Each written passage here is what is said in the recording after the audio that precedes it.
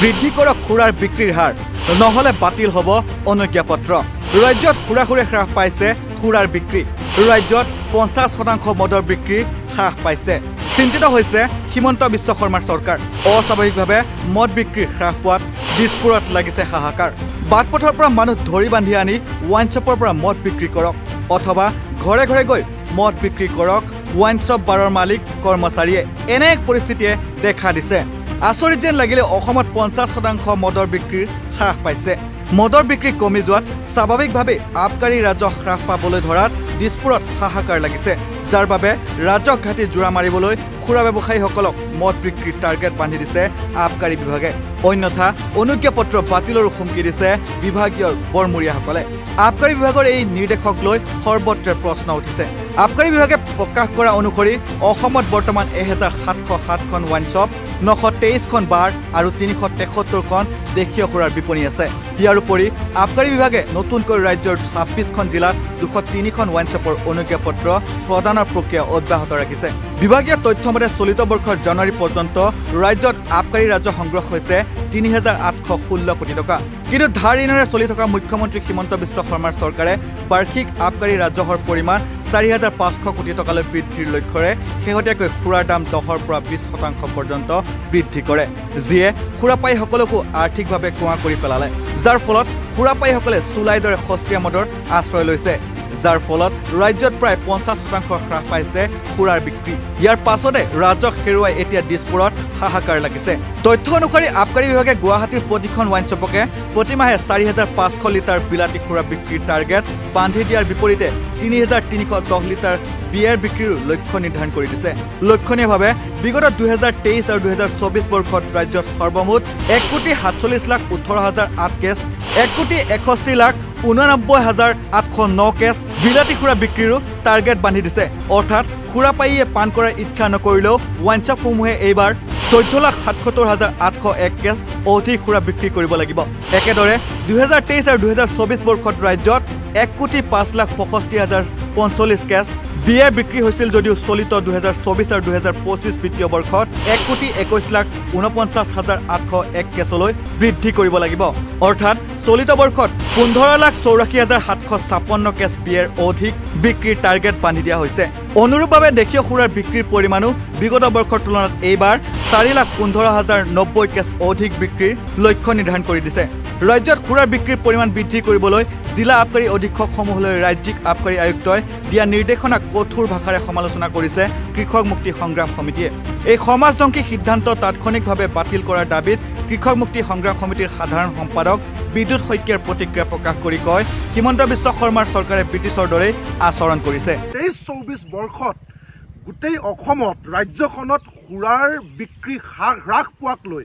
তেওঁলোকৰ হিচাপ নিকাচত ওলোৱা সুৰাৰ বিক্ৰী হ্ৰাসক লৈ সাংঘাতিক ধৰণে উদ্বিগ্নতা প্ৰকাশ কৰিছে আৰু জিলাসমূহলৈ তেওঁলোকে নিৰ্দেশনা প্ৰদান কৰিছে আৰু তেওঁলোকে সিদ্ধান্ত লৈছে যে আগন্তুক 2024-25 বৰ্ষত 145,07,08,000 বিদেশী সুৰা বিক্ৰী টাৰ্গেট বান্ধি দিছে এই সুৰাৰ বিপণীসমূহক অসমত মুঠতে আপোনালোকে আকৌ এবাৰ চাব 24-25 বৰ্ষত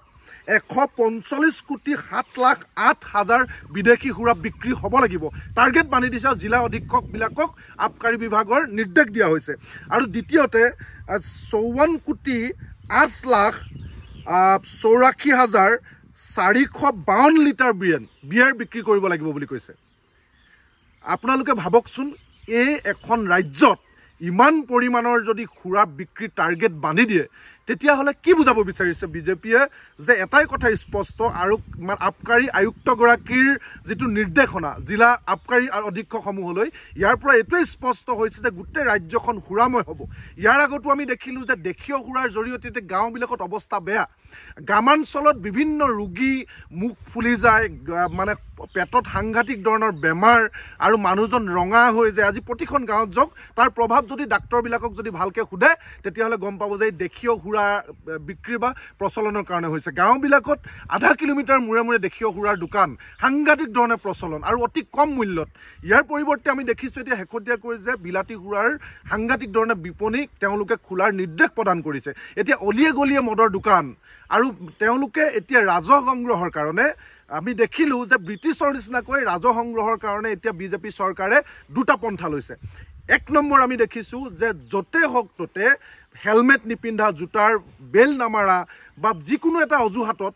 তেওঁলোকে সাংঘাতিক ধৰণে গাঁৱে ভূঞে এতিয়া পুলিচৰ জৰিয়তে, ট্ৰেফিকৰ জৰিয়তে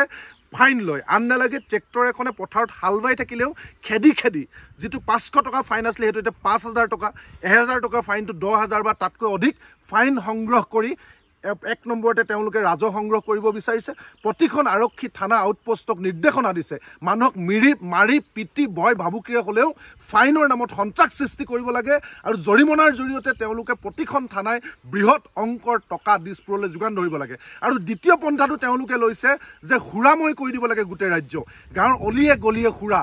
গলিয়ে গলিয়ে যিকোনো ধৰণৰ মদ, এনেই আমাৰ গাঁওবিলাকত চুলাই মদ বা অন্যান্য ধৰণৰ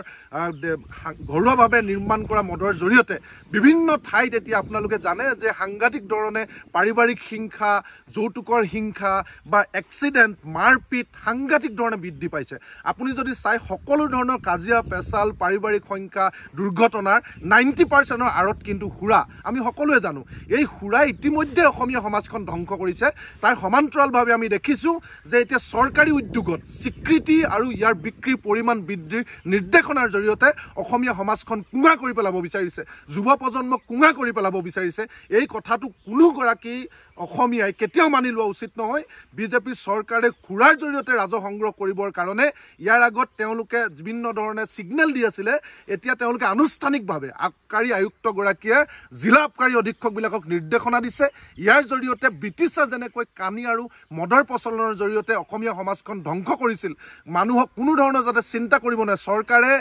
ব্ৰিটিছে যেনেকুৱা ধৰণৰ দাদাগিৰি কৰিলেও, মাটি কৰ বৃদ্ধি কৰিলেও বা আমাৰ ওপৰত যিকোনো ধৰণৰ কলা আইন আনিলেও আমি যাতে সেইবিলাকত চিন্তা কৰিব নোৱাৰোঁ, সেই চিন্তা যাতে আমাৰ মনলৈ নাহে, আমি যাতে মদ আৰু কানি খাই যাতে পৰি থাকিব পাৰোঁ, সেইধৰণে ব্ৰিটিছে যেনেকৈ পলিচি লৈছিলে, এই ধৰণে আটাইবিলাক দুৰ্ঘটনাৰ আঁৰত সুৰা বুলি জনাৰ পিছতো বিজেপি চৰকাৰে কিন্তু একমাত্ৰ আমাৰ মগজুটো কিনি ল'বৰ কাৰণে আমাৰ বিৰুদ্ধে লোৱা সিদ্ধান্তবিলাকত যাতে অসমীয়া নতুন প্ৰজন্মই, অসমীয়া জাতীয়তাবাদী সমাজখনে কোনো কাৰণত যাতে এই কথা বতৰাবিলাক অনুধাৱন কৰিব নোৱাৰে, তাৰ কাৰণে গলিয়ে গলিয়ে মদৰ দোকানৰ অনুমতি দিয়াতে ক্ষান্ত নাথাকি এতিয়া কঠোৰ নিৰ্দেশনা দিছে প্ৰতিখন মদৰ বিপণীক যে প্ৰতি মাহে 4,500 লিটাৰকৈ বিদেশী সুৰাৰ বিক্ৰী কৰিবই লাগিব। এই নিৰ্দেশনাৰ জৰিয়তে অসমীয়া সমাজখন নিশেষ হ'ব। নিউজ ৰিপৰ্ট, নৰ্থ ইষ্ট নাও।